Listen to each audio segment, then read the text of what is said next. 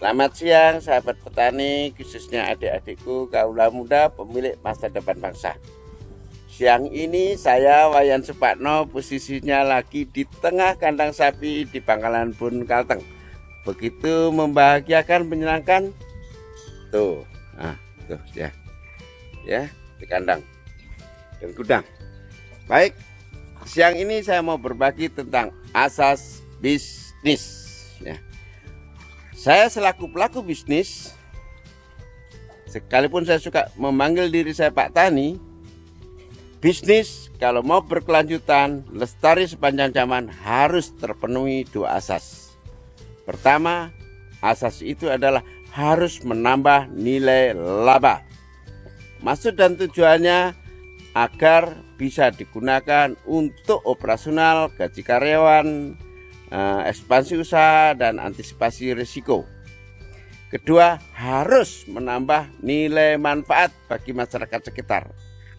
Ya, tanpa itu tidak bisa berkelanjutan. Dua-duanya paralel harus sama berjalannya.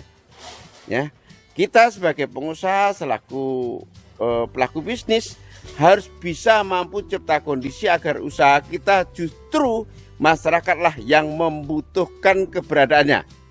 Ya, sekali lagi, yang membutuhkan prioritas pertama adalah masyarakat atas kehadiran kita, bukan kita. Sehingga usaha kita tetap lestari sepanjang masa, dijaga oleh masyarakat karena memberi manfaat nyata bagi masyarakat sekitar kita. Untuk itu adik-adikku, jangan pernah ragu sedikit pun untuk melangkah. Jangan takut gagal, karena di balik gagal ada ilmu hikmah yang sesungguhnya itulah cara diri kita membekali diri kita untuk menyempurnakan pada langkah-langkah berikutnya, meminimalkan risiko-risiko pada berikutnya, dan mengakumulasi langkah sukses kita untuk mencapai sasaran yang kita harapkan. Salam penuh inovasi, membangun nyali untuk mengawali bisnis dari Wayan Supatno, Pak Tani. Selamat siang sahabat petani, saya Wayan Supatno, Pak Tani.